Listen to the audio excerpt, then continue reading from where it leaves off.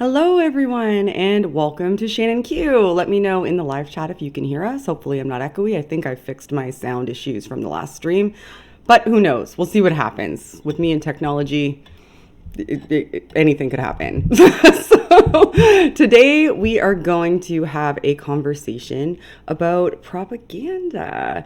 And this is a topic that I'm vastly interested in information discernment. Hello, everyone, and welcome to Shannon Q. I'm hearing Let me myself know reverberating.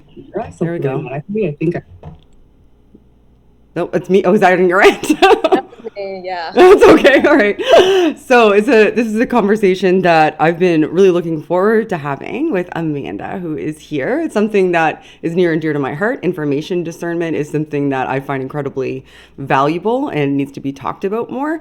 And information assimilation and how we assimilate information, how we make those types of choices. It's something that's really, really important for everybody to be cognizant of and isn't talked about that much. And Amanda has done a fantastic job of doing research. Her channel is linked in the description. It's called Brief Brain Snacks. And the two most recent videos that she's done are specifically on this subject matter and are really good watches. They're both linked down there as well. Please watch them when you have an opportunity because they're incredibly valuable and packed full of information. So before we get started, I'm going to give Amanda an opportunity to introduce herself to everybody. And Amanda, tell everybody where they can find you. Hi, my name is Amanda.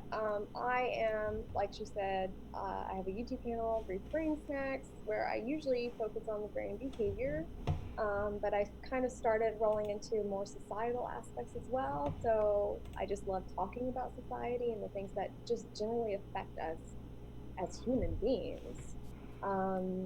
I've been on this particular topic specifically, I've been studying it for years now, probably about 5 years or more, just because it has just interested me to no end. One of the reasons being because my parents were in a cult and they met in a religious cult back in the 70s, and they were there for like nearly a decade. And so, of course, they were awash in propaganda as well. And there's some other aspects as far as cult psychology and cult behavior is concerned, but that's just one aspect of it. And so that was my particular interest in this topic. I don't know what else to say. If you go to my YouTube channel, I do have my social media accounts also linked there, so you can find me on social media if you have any questions specifically to me. If you think of anything after we discuss things here and you want to just shout out and give me a question, I'll be happy to answer it. So yeah. Hi. Hi. And thank you so much for coming. I think your audio levels are a little bit low. I'm seeing that in the chat. So if there's any way to turn up your microphone, that would be awesome. I can hear you relatively well, but you are a little bit quiet for me as well. I have you up full blast on my end. And also Amanda's social media, like her Twitter, is actually underneath her. She can't see it because she's on Zoom, but in the template, her channel and also her Twitter are linked there. But please go find her, ask her questions. She's a wonderful resource. So I thought that we would start off by Amanda giving us a brief description of what constitutes propaganda, what propaganda is, and then we can go from there. If you're ready, Amanda, that'd be great. I'm trying to see if I can turn up my speaker real fast. Sure, no problem. Sorry, guys, I do. Oh, wait. Much better. We're getting feedback from the chat. They say it's much better. Using the microphone I was using. Is that better?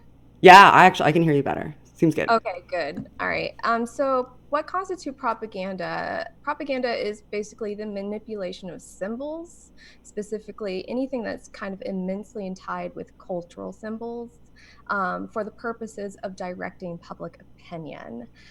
So it can be somewhat benign to some extent. I guess in my next video, I'm kind of better making the case that advertising constitutes propaganda. And so that's kind of the one that we're going to, on our regular daily lives, encounter. One of the things that also constitute propaganda, not only the symbol manipulation, but the try to propel an action. And so what does advertising do but to try to compel you to buy the product, whether you need it or not. And it uses emotions to do so. Whether it tries to evoke emotion that's centered around that product, which of course you're not going to be able to buy an emotion. It's never going to be able to fill that for you.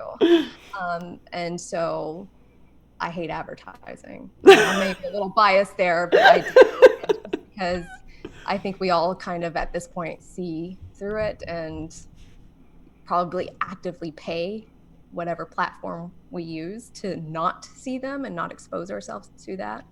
Um, just on a similar vein, if you are still watching ads, try to not watch them for like 3 months and then come back and watch one.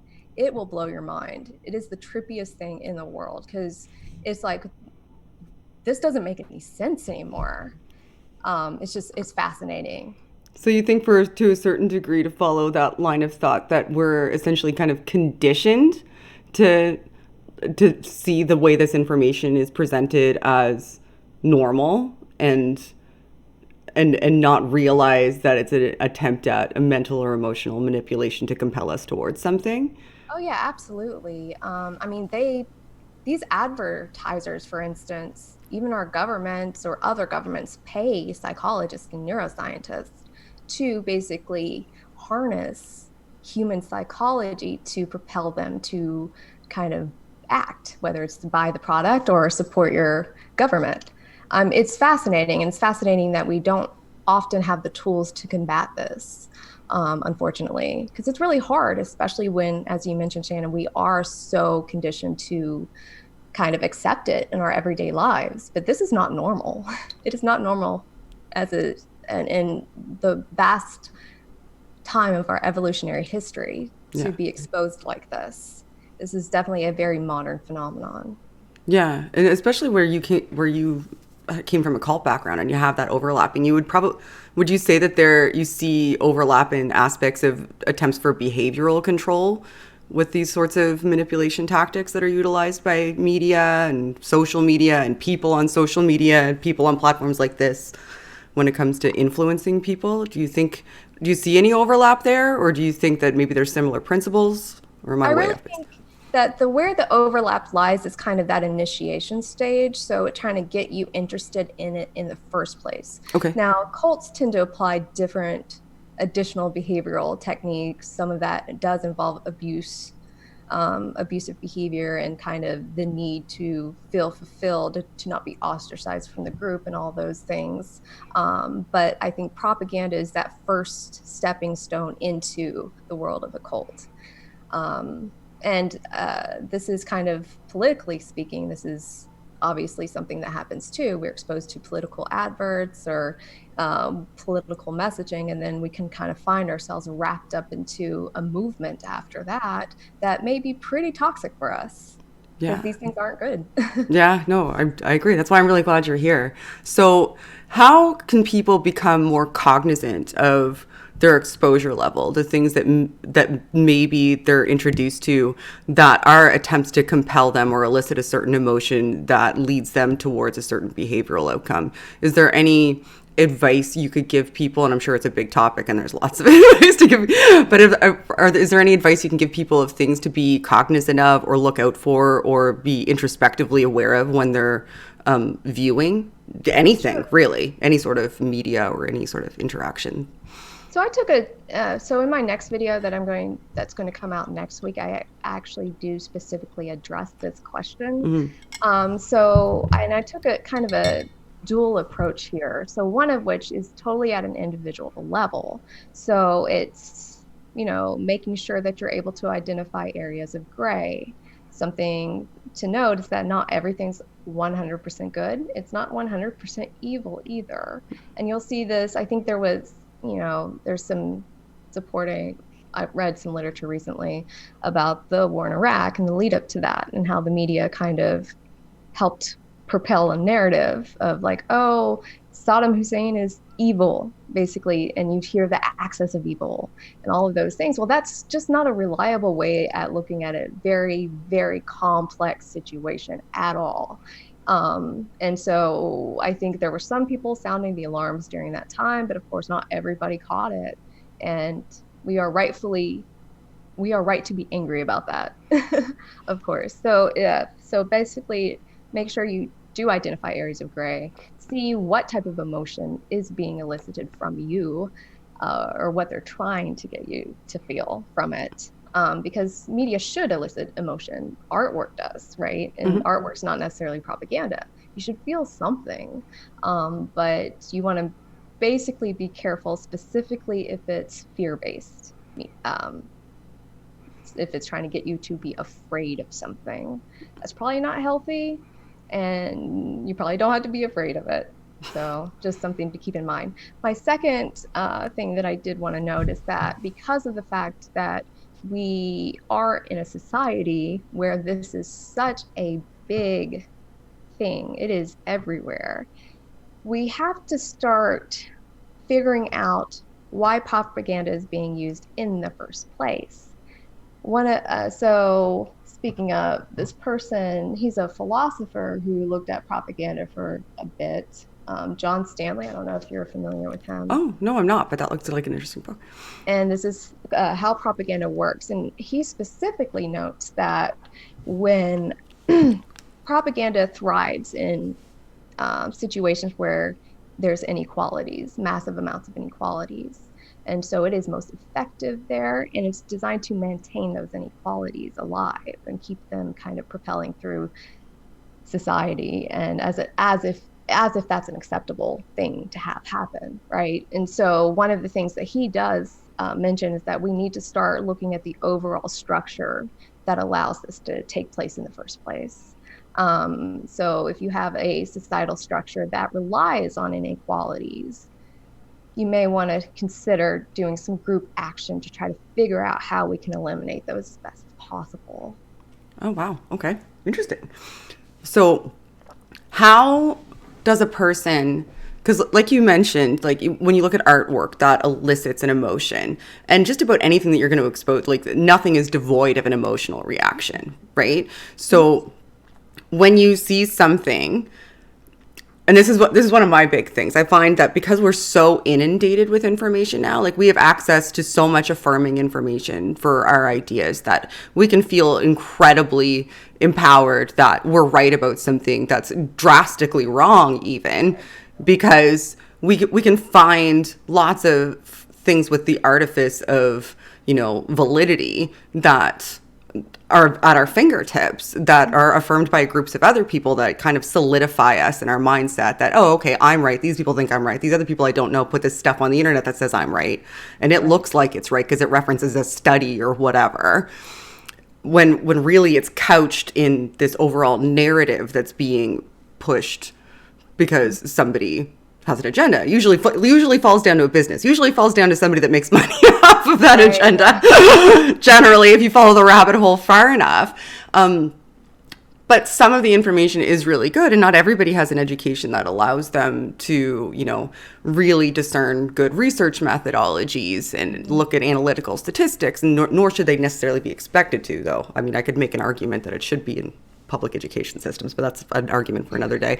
But what does an average person, when they look at that, what would you suggest? Like, what would be a trigger that, okay, this is attempting to manipulate me towards something, as opposed to, oh, this is just information that's been put out, or somebody being wrong about something? Like, what would trigger you to action, aside from just being introspectively aware of the emotion that it elicits in you? So I think this is a kind of a two-part question or answer here. So one is, how do I find what information is accurate, right? Yeah. And you're right, we are inundated with so much information. We cannot take in all that information. We do have to self-select from time to time, often actually, more so than not. So one of the advice that a lot of these researchers have that do look at propaganda, basically say, it's obvious for probably a lot of us, but utilize multiple sources. So if you're starting to hear something come up, but it's only on one news site, it's only on one source, you might want to consider that may not be entirely what the story is yet. You can wait. Nothing is super pressing for any decisions to be made immediately, unless it's, I guess, some business decision, or I can't even think of something that needs to be that immediate. So just utilize a lot of sources. Another thing that we also had to be aware of is when we try to talk to others, when we communicate information to others, there is no way we don't have an agenda. Yeah, we all Period. biases. We all want things, Right. We all outcomes. work in a bias, and we all try to basically get other people to think like us, because we have a way to want to confirm what we believe as well. So that's something to always recognize. And it's not necessarily when we're transmitting information like you and I here, Shannon. We're not sitting here trying to transmit propaganda to your audience. Yeah. You know, we've opened up the discussion for them to ask questions. You've opened up obviously the discussion so that you can ask further questions, and so that's really important. If somebody shuts that opportunity down, you know that they have a very one-sided agenda in mind. Now, maybe it's not exactly phrased in a way that propaganda is, like with catchphrases. Yeah. You'll start seeing kind of repetitive words throughout the media over and over and over again, or just terminology, you know, bantered around by like political parties, for instance, over and over and over again. And while they may be true, they're also very easy to recall for us to just jump to. And so again, not everything's black and white, and so we may want to consider if everybody meets that qualification, which I guarantee you not everybody does. And so it's just something to keep in mind. We all have an agenda. Yeah, no, I completely agree.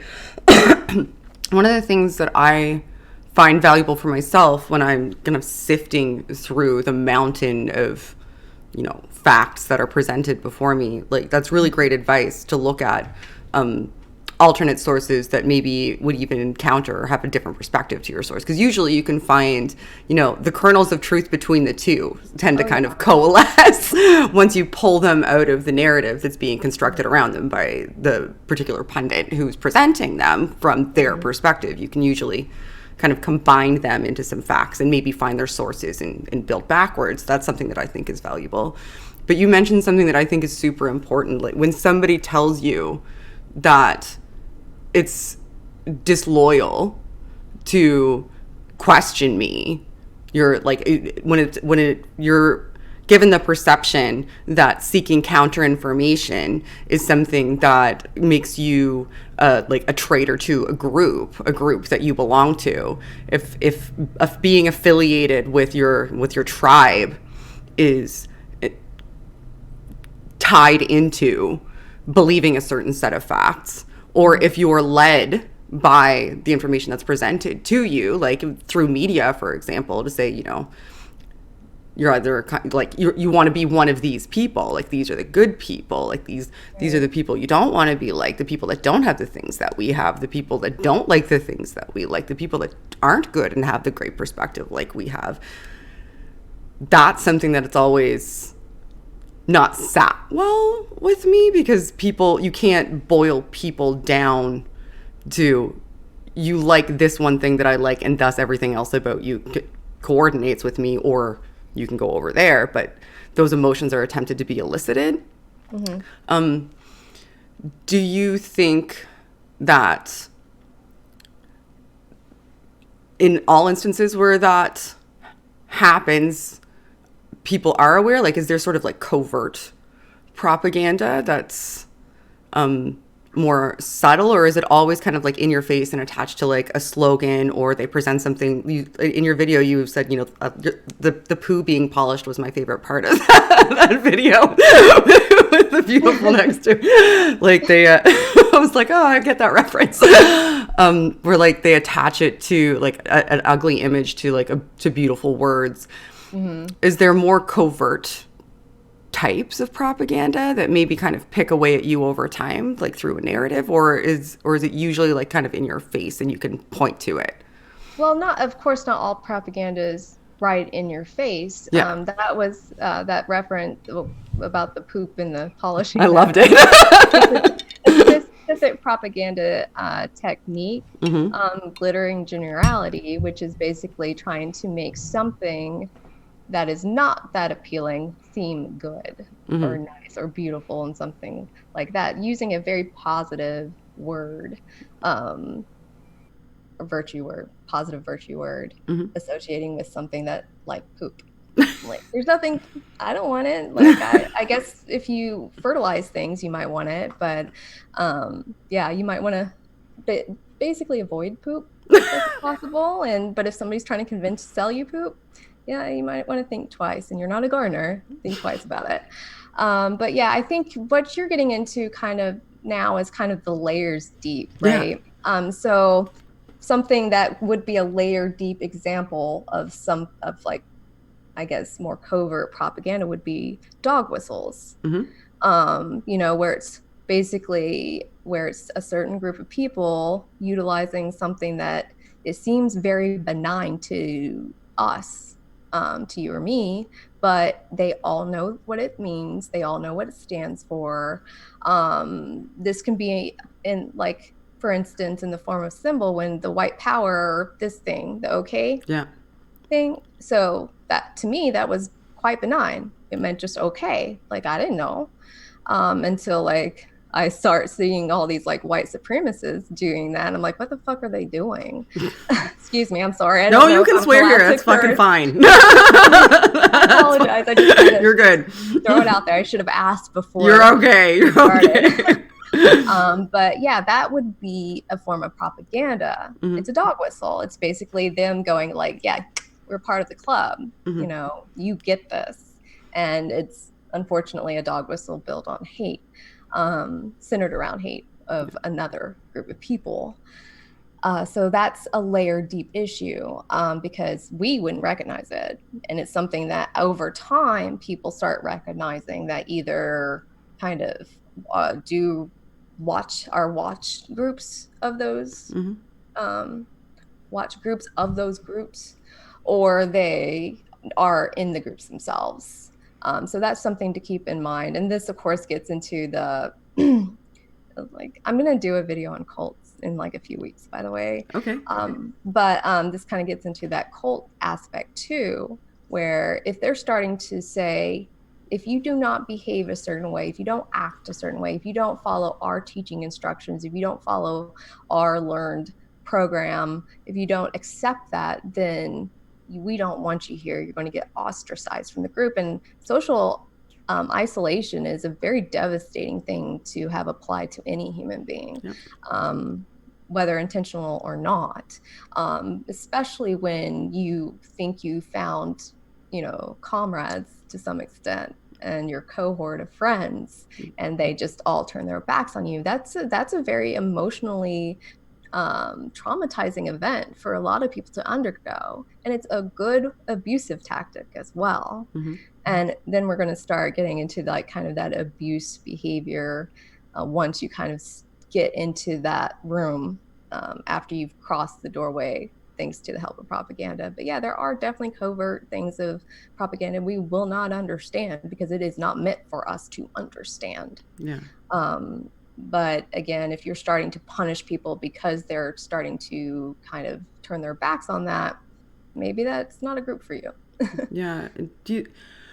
And I find, and you can correct me if I'm wrong, that sometimes these sort of propagandistic campaigns, like, they're not always, I'm not speaking about advertisements here, I'm more so speaking about social movements. They co-opt language, or contort's probably a better word, contort language to hide their proper intent behind something that's seemingly ambiguous and significantly more difficult to directly critique, so that they can, like, for example, let's see if I can find an example that doesn't fully infuriate me. It's going to be hard. So I think I know what you're talking about. What you'll see, and there's a lot of, again, more research on this, is that left-wing movements tend to be very popular, and left-wing stances tend to be quite popular. And so you'll see kind of maybe more fascist groups co-opting language of the left in order to get more people to join their ranks. Right. Of course, they don't have any intention of following through on any of those left-wing things. They just know that it's insanely popular. And one of those things would be with the Nazis, right? the National Socialists. Mm-hmm. The socialists and the communists were the first people to get put into concentration camps. Mm-hmm. Yet, for some reason, everybody thinks they were socialists, because then that's part of the propaganda, right? Because they knew that socialism and communism was insanely popular at the time, and so they ended up co-opting those ideas, co-opting the language of that a lot of socialists and communists did, in order to obviously get workers on their side and get more people in their ranks. But of course, they didn't have any intention of following through on that, and they killed 6 million Jews. And that's just Jewish people that they killed. That doesn't include the communists and socialists that they killed, or the gay people, or anything like that. And it was horrible. So we should probably keep our eyes out for that. Yeah, because a lot of time it can be a gateway to convincing you, to radicalizing you further, or entrenching you into a way of thinking. Like, it's like a carrot on a stick. Like, the ideas initially appeal to you, and then you dip in because they seem like appealing ideas that you can get behind. And then you find out a little bit more information, and some of it may make you uncomfortable, but now you're settled within a group where you're accountable to the group that's cohered over these ideas that were presented as a way of drawing you into the group, when really it was just, it was the artifice of something shiny that, there may be a kernel of truth in it, just enough to keep you feeling like you're there for the right reasons, when really you're being led down a different path.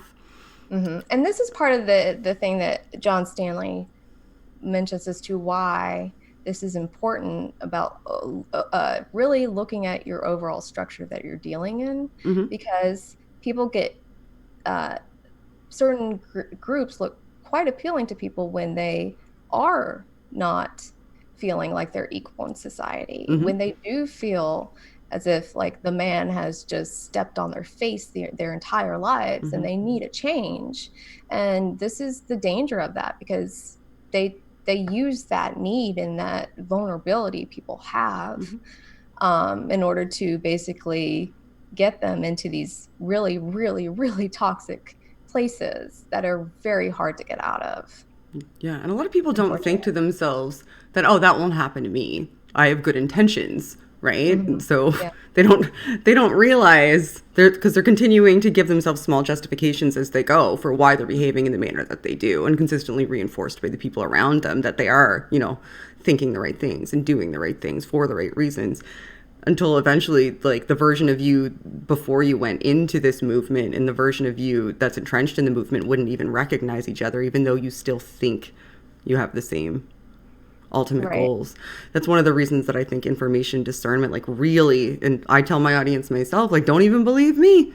Just, like, go look at the stuff that I have down in the description. Like, discern information for yourself. Learn how to do source methodology. Like, if there's anything that you learn from this channel, it's think for yourself and become really adept at doing so that you can compare things that are presented in front of you, because a lot of people are attempting to get you in their camp that they can add you to their ranks, so that they can weaponize you towards their goals, their own selfish motives. Right, exactly. And that's one thing that, I personally want people to believe me, but I do want them to not necessarily take what I say at face value.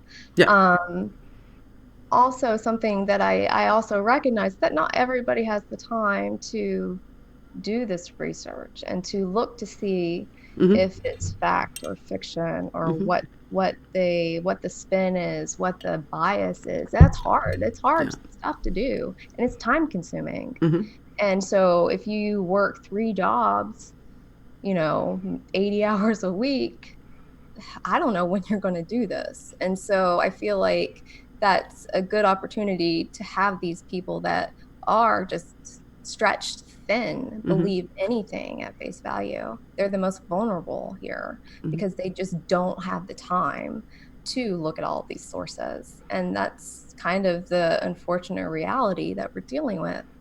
And again, that's why I would advocate, if you have the time, to start focusing on changing that structure, because nobody should be that vulnerable in any decent society. That's just where I'm at. Yeah, no, I think that's fair. If it was up to me, we'd reconstitute society. I'm not sure that I'd be the one who's qualified to do it because I don't know how I'd put it back together. But I understand that there's a lot of flaws. So I recognize and respect your opinion on that. So we're going to take questions soon because I see the chat scrolling by. My audience knows that I'm notoriously awful at monitoring it. I do see that there are super chats, so I will start with them now. There are 2 of them. I'm not sure if they're questions or not. If you can @ me in the chat with your questions starting now, that would be awesome so that I can ask Amanda questions because she's the one with all of the expertise. You should listen to her. That's why I brought her here. She's been researching this for a while. And also, go check out her channel. Please, please, please. So we will start with Scarlett DeLion. Speaking of pay, thank you. This is from... Thank you. I appreciate it. I know what this is for. This is for Rum. This is from Twitter. Thank you. I appreciate you. Knows that I had a stressful week. So I appreciate you. Thank you very much. The next one is from Nightcore C12. I got $40,000. Thank you so much. I'm a person who lost their job because of religion. Oh, I think that you were the one who called in when I was speaking to Jimmy. So I'm glad to hear that turned out okay for you. That's great. I'm very, very glad. All right. So let's see if there's any questions. We don't have any questions yet, or am I missing them? Are we just that thorough? We covered it all. Nobody has any questions, and no one's gonna ever be influenced by propaganda again after they leave here. We got it. We're done. All right. So I saw some earlier on, so I'll try to scroll up.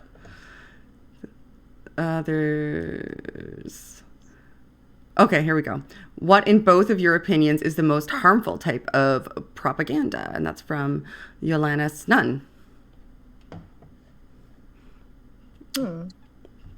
That's a hard question. I'm going to let you go. It is a hard question because some of it, like I said, some aspects of propaganda I think would be more benign. Like in my first video on this, I basically outlined kind of some of the techniques, one of which is just like, define what your argument is. Like, okay, that's not particularly harmful at all. And I think everybody would do that.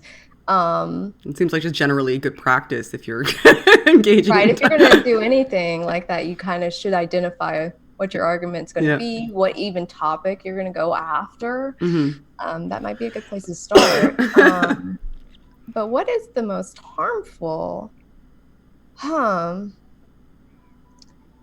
not sure because I can see like some propaganda leading to dangerous places, but that's not necessarily because of the propaganda in and of itself. Now, I think maybe the most harmful, in my view, would be the kind of propaganda that basically puts a very hard barrier between an in-group and an out-group, and does so, again, based off of fear. So the man who was assassinated recently, all we hear is that, well, he was evil. It was imminent. All the attacks were imminent. Yeah. See, that's designed to get us to be afraid of him and quote unquote his kind. And to make it the act of killing him look virtuous. Right. Which honestly, I don't think any act of killing should ever be viewed upon as particularly virtuous. Yeah. And I'm so happy that to some extent we do have social media, because I recently was on Twitter and just scrolling through my feed, and I saw that man who had died with a baby, and it was his grandson or granddaughter, and he was in that country where he got assassinated to visit that kid. And so we have to remember that these people are human. They're human beings first above anything else, and which means that we all have something in common with each other.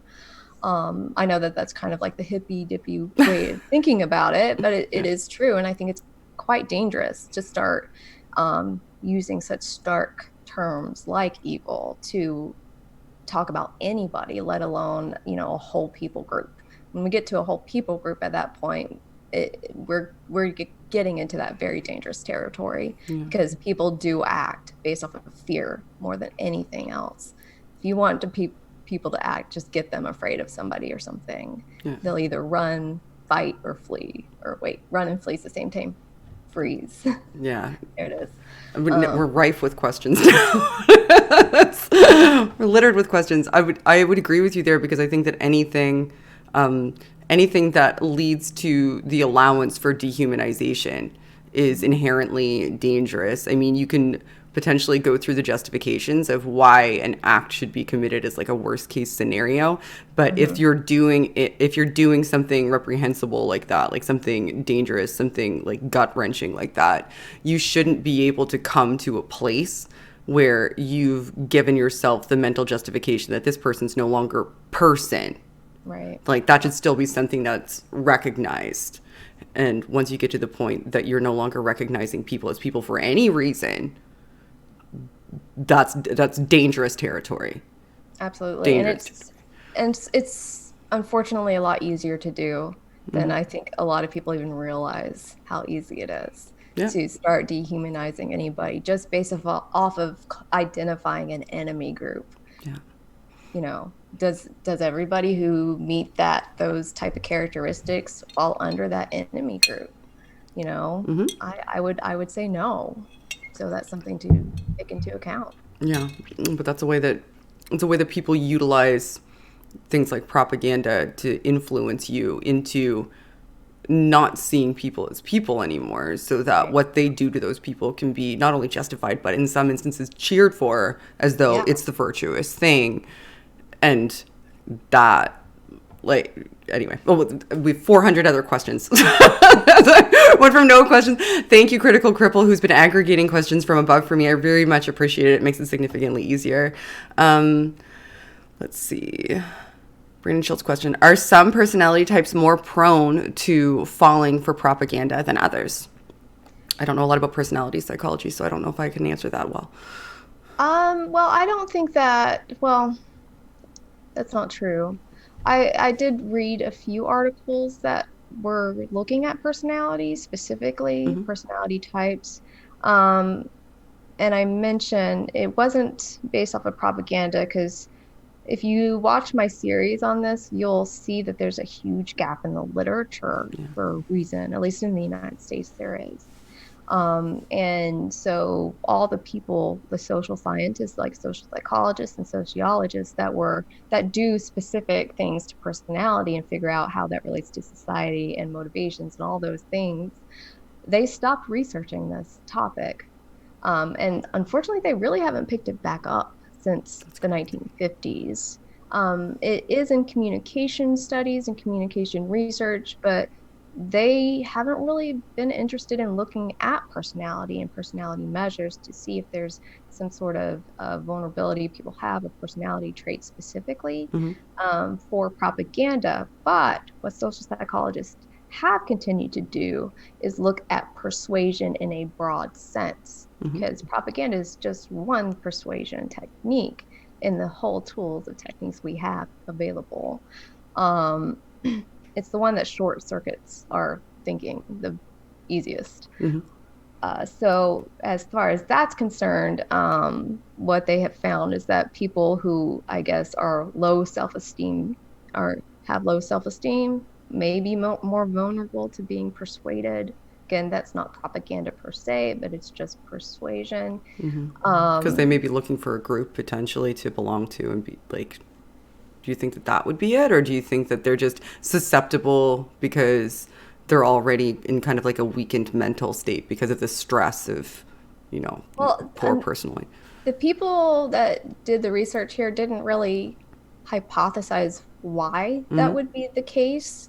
Okay. And it kind of maybe has to do with another research study, or I guess there's a few research studies on this that say that people that kind of look for approval outside of their own self are also more easily persuaded than those who look to their own value set and their own morals to make a decision. Okay, that makes sense to me. And so maybe there's a relationship between people with low self-esteem and then those people that are seeking like kind of like, well, what do you think about this? I don't want to make a decision. What do you think? Yeah. And it's something that should be quite an easy thing to make a decision over, but maybe I could be wrong. But yeah, so that was kind of the thing that I have found on that quote unquote personality. But unfortunately, personality isn't as black and white there too. So there aren't necessarily low self-esteem people or high self-esteem people.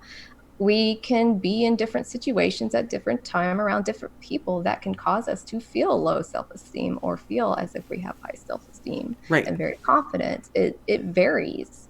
And so maybe under specific conditions, we would be more prone to propaganda than not, which is again why cults are so powerful, because they work on isolating you away from people that would make you actually feel good. And that would make you feel like you don't need to go to this group for a community, like your family, for instance. They isolate you and take you out of that, so that you are influenced then by by their messaging. So that's just, I don't know exactly about the personality factor there, but that is one thing that they have seen. Now, more recently, there was just one research study on this, and it was, I think, from either 17 or 18. It was relatively new. And it was not from anybody in the States. They did this study abroad.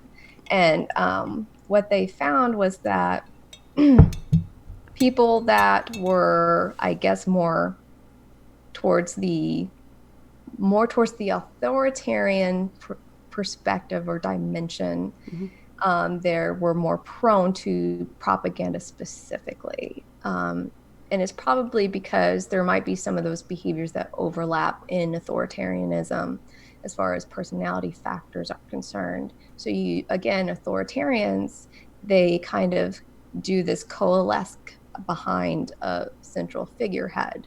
And they do because the group does it, I do it too type of thing, regardless of what they actually feel about what they're doing.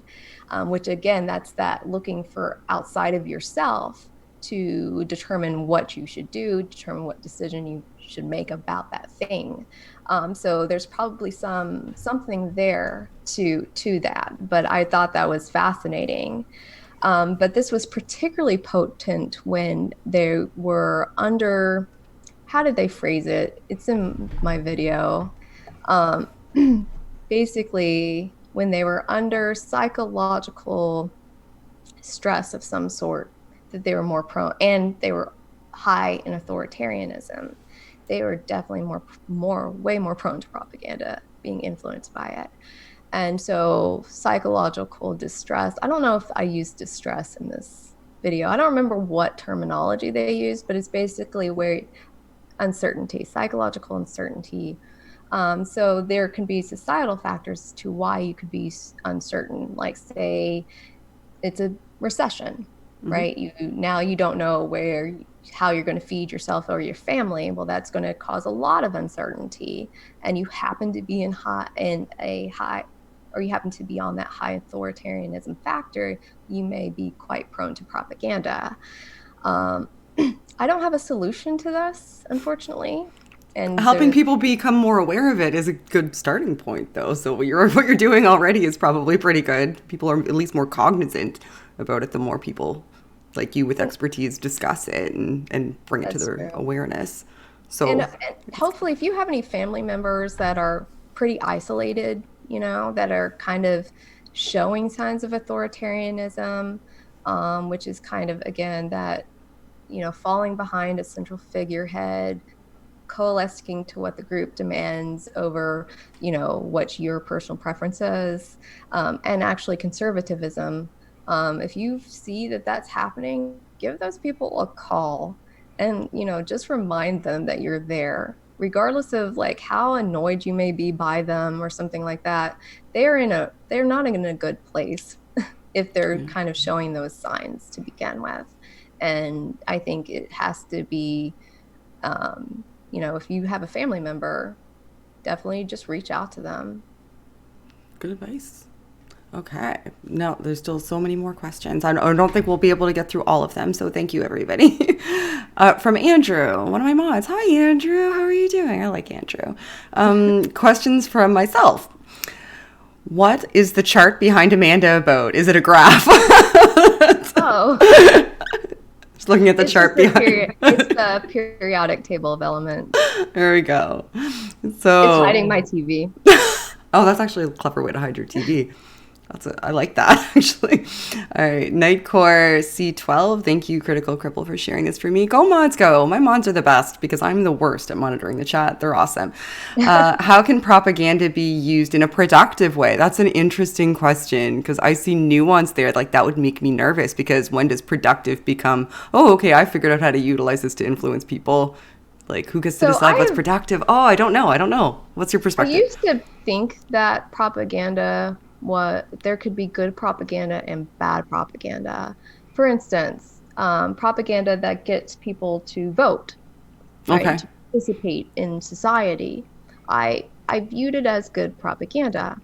I have been subsequently convinced by some authors that have said and stated that there is no such thing as good propaganda if you are interested in maintaining a democracy. If that is important to you, then you should avoid doing it at all costs, because what propaganda is designed to do, it will corrode trust, regardless of if it's, if you did it for a good reason, right?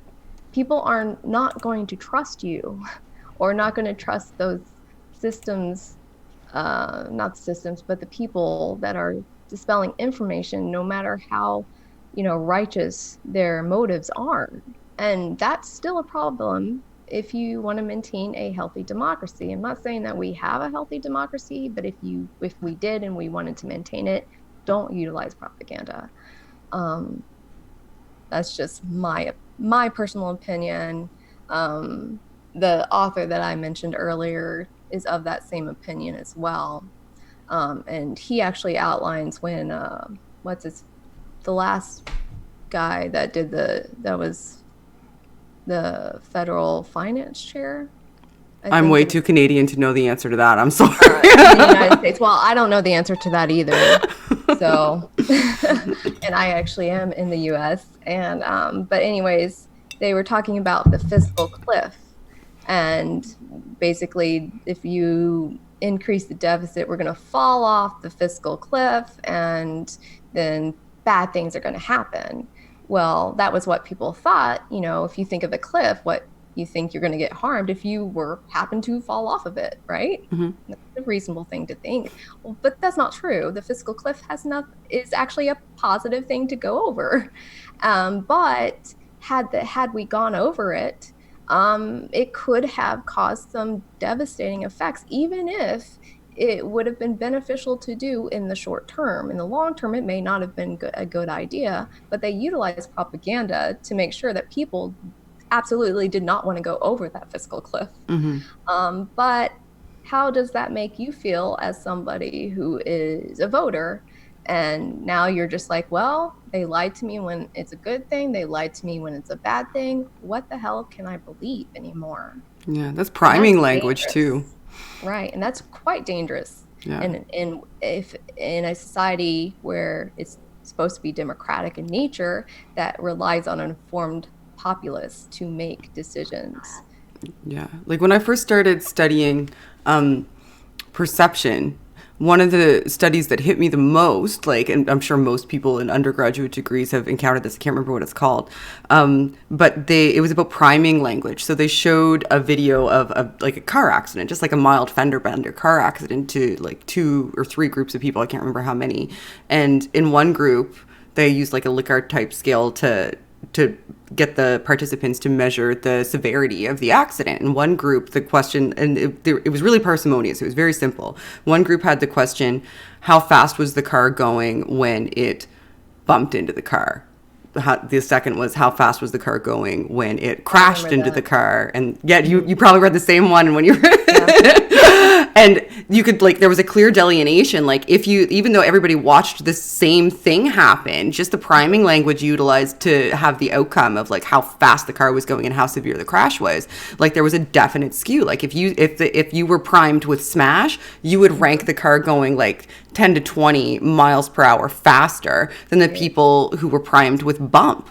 Like you just don't realize how much priming language affects your assessment of a situation that you're in, and how frequently people utilize it in order to elicit that response from you because they're aware of the power in words when it comes to influencing people.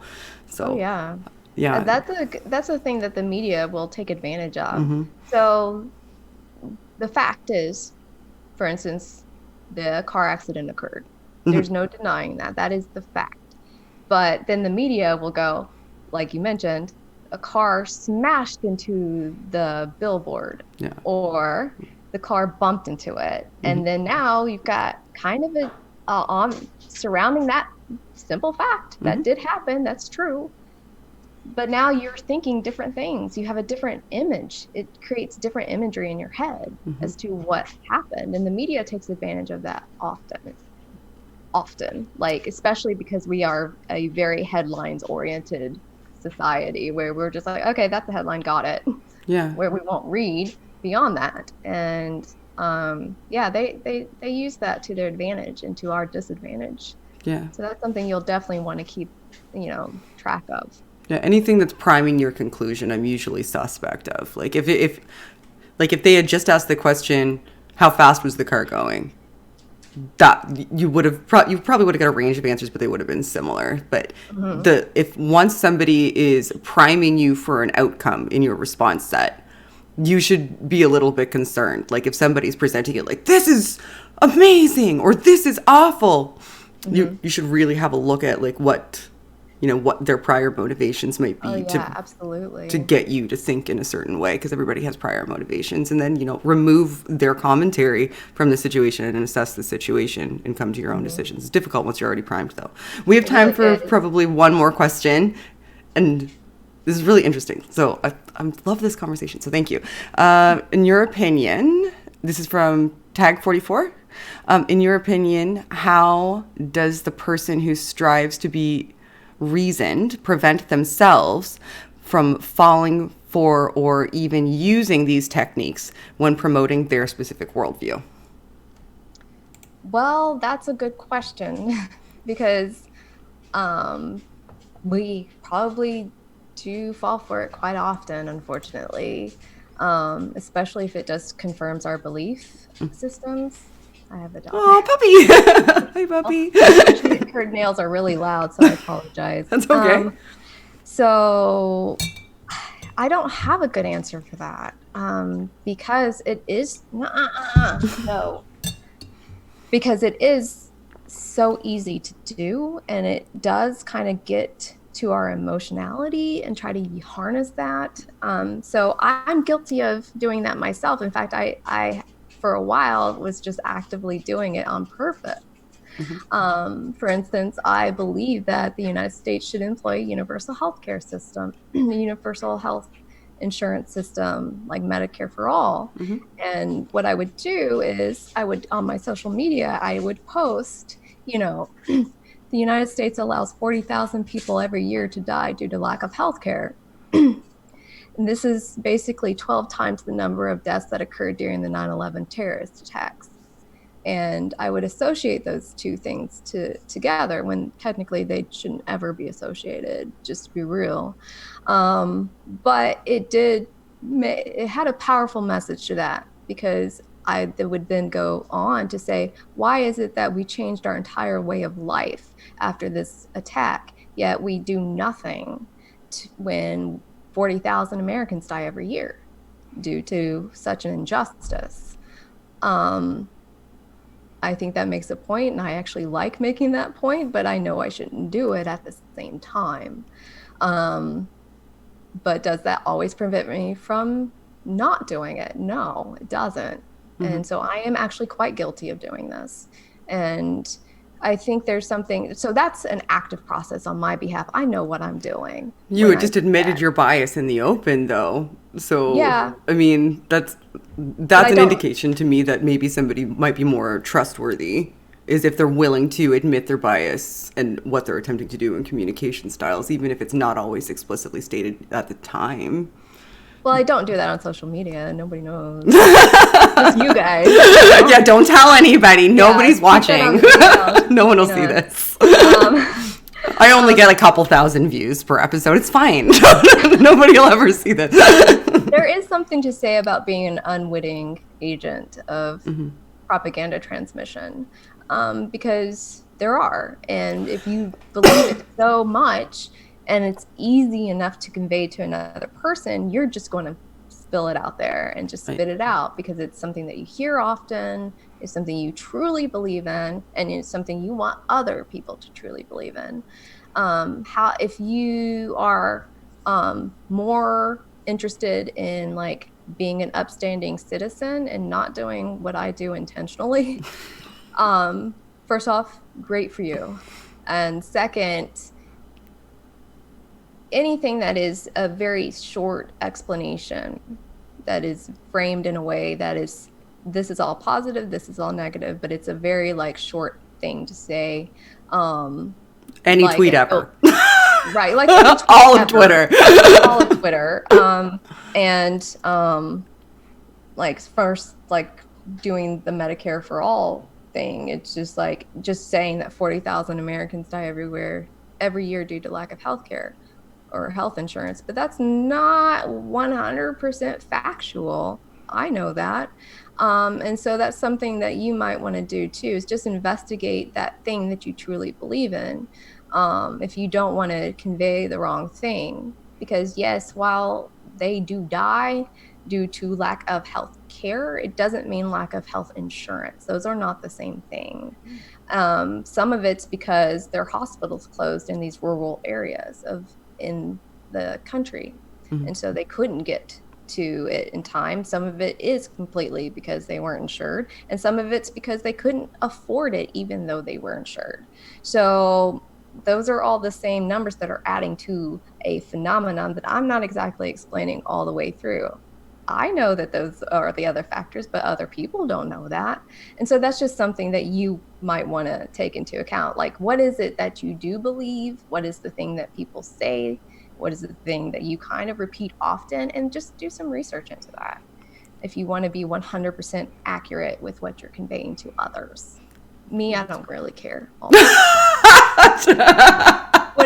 I'm just going to keep doing it. I think, honestly, I probably will. And I don't know, you can think I'm a bad person, but I really think it's an injustice. Yeah, so you're one of the people that is using propaganda or propagandistic rhetoric in an instance to advocate for something that you see as a social injustice that is a worthy cause. Yeah, and it's not untrue, right? It's more true than I think a lot of people would do on the other side of the aisle. See, I believe that what you said is true, but I would still encourage people to look into it because that'll affirm its truth. So that might be a good step to take. Yeah. But it sounds... sorry, go ahead. Yeah, always, if you are interested, if you're kind of going like, whoa, that's crazy. Yeah, absolutely do your research on it. Yeah. Or if it's overly simplistic and attached to something that's overly emotional, then perhaps somebody, like, it's because it sounds like that might be what you've been doing. And like you were attaching a highly emotionally charged situation comparatively with a simplistic packaging of something that's factually accurate, but oversimplified in order to elicit an emotional reaction that's like anger, justifiable anger in this instance. Yeah. Okay, that's good advice. And then advice to other people from me in that instance would be, don't necessarily assume that's true. If you see those things happening, look into them. If somebody looks into it, and they'll find out the rest of the information, and that would affirm your position more because you're presenting the truth, but just in an emotionally... an emotionally valiant way. Yeah, sure. Okay. Very cool. All right. So I don't think we have... we do have some more questions, but we've gone our hour. So is there anything else that you would like to impart on the audience before we get any propaganda you would like to spread to. We did one of them already, but so I'm happy with that. We did a propaganda. So hopefully you got fulfilled from that, and you'll, even something that I truly believe in, I will be as transparent as I can about it, to use it as an example like I did with that one. And I don't know, for some other people, you just won't win them over, and that's fine. You won't be able to convince them that what they believe is propaganda. Just remember, there's a power in propaganda and repetition, and this was something that, Nazi Germany discovered. This is something that has been very consistent as well. And so if they are inundated with that propaganda and you care about them and you want them to not believe it, keep reminding them that it is propaganda, that it's just propaganda. That's not true. Just keep reminding them, because they do need that counter in their lives, even if they say they don't.